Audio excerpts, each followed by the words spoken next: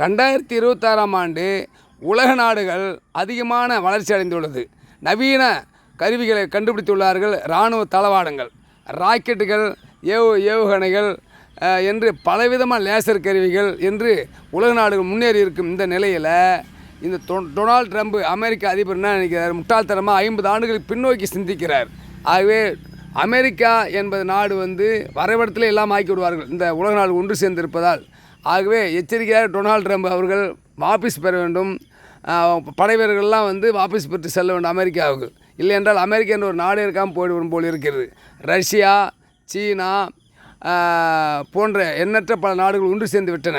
ஆகவே இந்த அமெரிக்கா மீண்டும் மீண்டும் முட்டாள்தனமான இராணுவ போக்கை கைவிட வேண்டுமாறு கேட்டுக்கொள்கிறோம். வேர்ல்டு மீடியா யூடியூப் சேனலில் சப்ஸ்கிரைப் பண்ணி ஷேர் பண்ணுங்கள், கமெண்ட் பண்ணுங்கள். உலக தமிழர்களே அனைவருக்கும் வணக்கம். என்னுடைய யூடியூப் சேனலுக்கு ஆதரவு தாருங்கள்.